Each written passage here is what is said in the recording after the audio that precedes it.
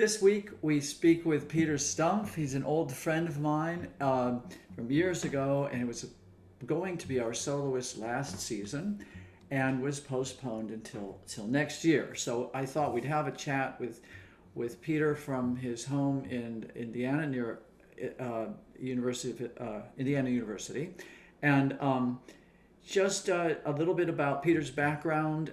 We were students together at the Hart School. Later, he went to Curtis and then entered the Philadelphia Orchestra, was associate principal and then principal of the LA Philharmonic. Do I have that right, Peter? Right.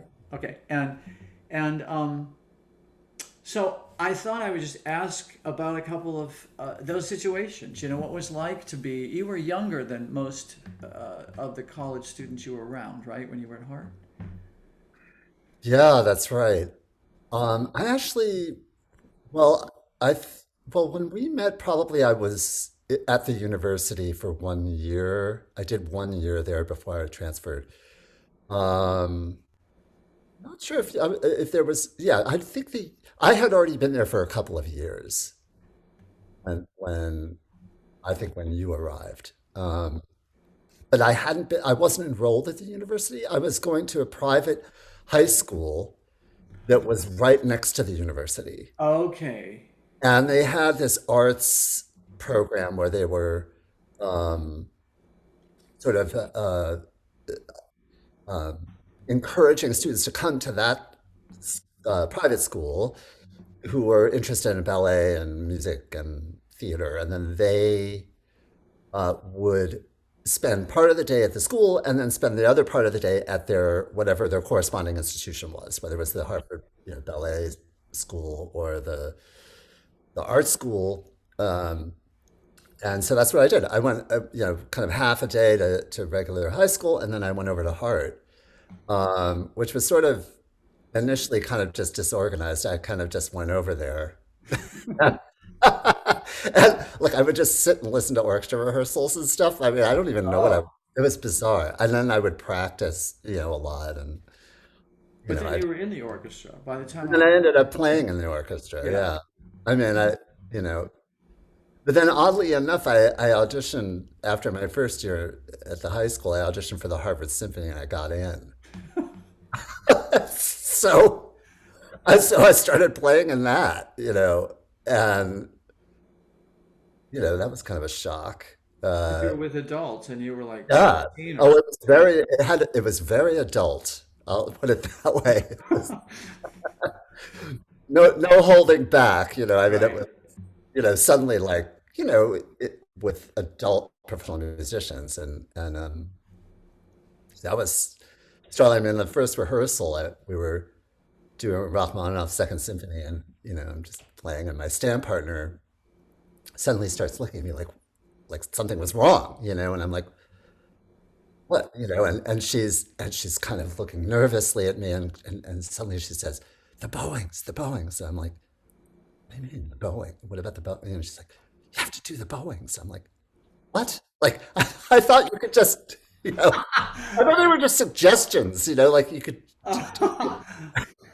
And so I was just playing whatever I wanted, and then she was like, no, you have to follow it. It was, you know, So for uh, people who don't realize what you mean, it's like in an orchestra, everyone's supposed to follow up and down together, right? And it's not suggestions; these are like what you're supposed to do, right? Uh, Oh, oh, yeah, that's a great, yeah, that's sort of a technical thing that yeah. you might not know if you didn't, yeah, obviously. But yeah, and so, and it's sort of just, yeah, that's sort of how it's done. And, and so I kind of, um, you know, but at that age, you kind of just learn like so quickly, it's just you're can But absorb it's information. fascinating that you started your orchestra career by having no idea you should even play the bowings, and you ended pretty much playing in orchestras by telling everyone what the bowing is. As principal cello, you decide the bowings. Yeah. You know, Yeah, right. Well, it's full yeah. circle in a way. I mean, Well, well, yes, it very much for full. those behind you, like do the bowings. Fascinating. I mean, so then you went from Hart to Curtis after a year there. It's funny you should say that though, because when I was in LA for like, and in Philly, like I would often kind of improvise bowings during the rehearsal, and then to see how they worked before I would change them. Well, And it yeah, kind of drove the stand partners crazy a little but they bit. would make, yeah, I know. I would go It's into like what do you want to change that? And I'm like, no, I'm just trying it. So I guess I never really changed. I mean, when I did it, I was principal second in orchestra for a while, and when I would, if you want to try it, or if you just slip, so you know that's not a change. Like Yeah, yeah, yeah, don't right. do that. Yeah, we won't do Right. it. And if you don't tell them, then they say he changed the bowing. So you tell us. I've seen concertmasters students get in that issue where it's like they changed it, but they didn't say it's changed, Yeah, or they yeah. slipped and they thought it was a change. Everybody took their pencil and Yeah, yeah. slip, right? Well, Yeah, it's they a touchy thought, thing. I mean, for people who don't know what we're talking about, it's kind of like a school of fish. Everybody's radar's up with which way you're moving the boat. And so you have to immediately do it because there's not much rehearsal. And you have to just make it the same as fast as you can. And it's not a lot of really room for improvisation. Not really. no, I mean, I did that a little bit. I didn't do it all the time, but I did do it a little bit. I would sort of have a hunch about something and I'd do it a little Yeah. differently, see how it goes, and then either officially say yes, we're going to do this, or no, just leave it. And then stand partners kind of had to sort of they got used to that, that might happen. And they didn't have to like react right away. That I Yeah, right, intuitively right. said, yeah, okay, let's do this. Um, But like the difference in orchestras between that one at Hartford Symphony, and then you were at Curtis Orchestra, and then you went Philadelphia Orchestra, and I mean these must be vastly different situations. I mean, what was that like? I mean, even to go to Curtis to start with, as a student orchestra that plays that well, yeah, but yeah. Well, I mean, the interesting thing was just that I had already been playing like in a professional orchestra for 3 years when I went to Curtis. So I mean, like I'd played a lot of repertoire already. Because I mean, we did a couple concerts a month in Hartford City, like fulls of these everything. I played Mahler symphonies, Rite of Spring, Barrios Symphony. I mean, you name it. Like I played all this stuff when I got to Curtis, and and I was accustomed to reading all the time. And so when I got to Curtis Orchestra, it sounded fantastic, but there were a lot of times when we'd be playing and I'd be the only one playing anymore because everybody else was dropping out. They were like, yeah, they just weren't used to it. And to me, it was like, this is what I did all the time. Um, so I'd gotten accustomed to it. But the sound and the quality of the playing was, you know, um, I guess there is a very distinct difference between that and something like Philadelphia Orchestra. I mean, there is it's it's a different type of quality that the students have. but I mean, why the students? I mean, for those who aren't aware, what Curtis is different, even back then from Juilliard, because everyone was on paid tuition. Everybody was on scholarship, full scholarship, and so it was highly selective, right? right, And right. and so it was a choice. It was the size of an orchestra. The school was the size of an with some organists and singers and pianists, basically, right? So, uh, Composers. but no more. All right, that's right. 185 students Okay, yeah, total. Orchestra's 106, and then also like some younger that didn't always play in orchestra. Sometimes they really right, right. love Teenagers. pianists. Yeah, yeah. So I mean, it was a consistently high level across the board in every in every section and every Hmm. um, and it was very inspiring, because sounds the sound is amazing. Well, Uh, people are they're fully engaged and present too, yeah, because they there's need to that be, aspect of or someone will be taking their place, right? Every once in a while, someone's asked to leave. Right. Because you're not paying tuition, they have no obligation to you, and as far as you know, Keeping you. yeah.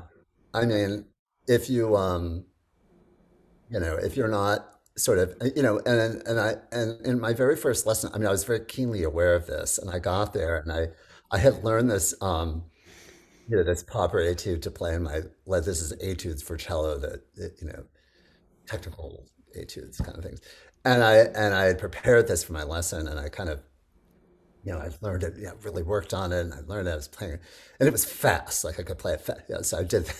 I thought, well, I'm going to go in and do that, so I played that. And it was Orlando Cole, who you might know, and he said he was my teacher, and he was 75 at the time. I mean, he was, you know, he says something like, uh, "Well, it's great if you can play a lot of notes, but if they're out of tune, it doesn't matter," or something like that. And I was like, "Oh, oh my God," I'm not so sure anybody had ever like, you know, had told me that I was playing inaccurately, you know. And so I went back to my house. I thought, oh my God, I've got to get this, I've got to fix this, but I don't know how. And I thought, if I don't do it, I'll get kicked out, And so I just sat there and just listened to everything. I just, like anything, just try to figure it out. Like I had no idea what I was doing. I was The just like, amount of pressure from one comment is I enormous. it has a lot of weight. So Yeah. so here I am, and I go back in there and I'm like, all right, well, here it is. I'm going to play it again. And I played it again. He goes, oh, well, that's much better. And I was like, oh, oh. And then it was sort of like kind of a dawning moment. It was like, oh, I Yeah. see. I was Like like, I the realized, oh quality my God, ramps up. I can make this better. I can fix this. And then I went nuts. Then I was like a tuning maniac, and I just started, you know, working on that all the time, and everything started to just sound better, it just, because I was listening so closely, just an Awareness. organic thing that happens, and and I was surrounded by other people doing that. So it was sort of in the ether, Hmm. that quality was, And evident Cole everywhere. was so experienced. He was already teaching how many years? And then he taught until he was like 101 or something. I mean, he kept going. He was in, I think, late 90s. He didn't actually teach to 100, but he did. He lived to that long. Yeah. But he was I, teaching until 90s. Yeah. yeah, 97 maybe he taught till. Yeah. When I studied with him, he'd probably been teaching there for 45 years, Yeah. 40 So years or something he's like that. part And of it was that sort of easy, relaxed thing. He just says, oh, yeah, well, that's better. And that was part of it, was that it wasn't a big deal. He didn't make a big deal out of it. He just said, well, it needs to be better. And then it is better, like, oh, you know, okay, that's easy. Sort of.